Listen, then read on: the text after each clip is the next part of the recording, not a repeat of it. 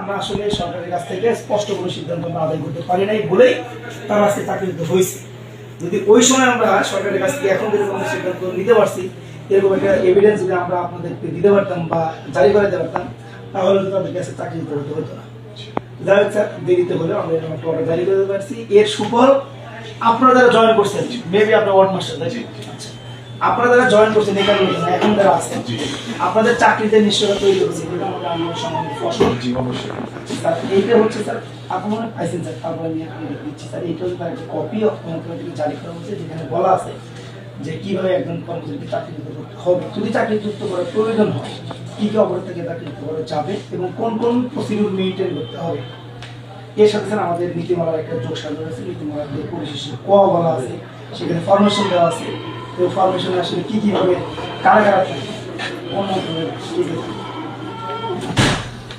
এখন স্যার এদের ব্যাপারটা স্যার কে হয়েগুলো, এদের যদি বেতন পাওয়া যায় স্যার আমরা শুনবো স্যার। আর আমরা বিভিন্ন পজিশনে যাচ্ছি স্যার, সেখান থেকে আমরা তথ্যপত্র নিয়ে আমাদের টেকনিক্যাল কমিটিতে থ্রো করছি এবং পরবর্তী আমরা অর্থ মন্ত্রণালয়ে যখন মিটিং করতেছি, অর্থ সচিব আমাদের স্যারকে স্যার একটা পরামর্শ দিচ্ছেন যে দেখো, যারা আসলে জয়েন করে ফেলে তারা তো জয়েন করছে, তাদেরকে বাদ দিতে নতুন একটা দেওয়া সম্ভব। এটা আমাদের সাংগঠনিক মানে কাজও না, আমাদের কাজ যে জায়গাটা খালি আছে সেই জায়গাটা আমাদের চাকরিতে যারা আছে তাদেরকে সেখানে আমরা পুনর্বহাল করে দেতে পারি।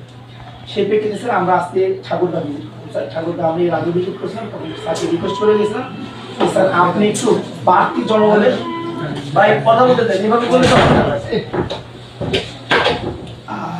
বাড়তি জনবলের রিকোয়ারমেন্ট দেন, আমি মন্ত্রণালয়ে কথা বলবো। তো স্যার ওনারা একটা রিকোয়ারমেন্ট দিছিল, আমরা স্যার তাদেরকে কথা বলে আলহামদুলিল্লাহ স্যার 42 থেকে 43 জনের একটা চাহিদা স্যার তারা যেটা দিচ্ছিল ওটা পাস হয়েছে স্যার। ওরা আরো অতিরিক্ত যে জনবল আছে এখন 69 জন, এর বাইরে গেছে আরো 43 জন জনবল তারা নিতে পারবে নতুন করে স্যার। আমরা বলে আসছি যারা চাকরি ছিল 35 জন, তাদেরকে সেখানে স্যার পুনর্বহাল করে স্যার তখন স্যার আমাদেরকে আশ্বস্ত করছেন এবং কথা দিচ্ছে তাদেরকে পুনর্বহাল করবে।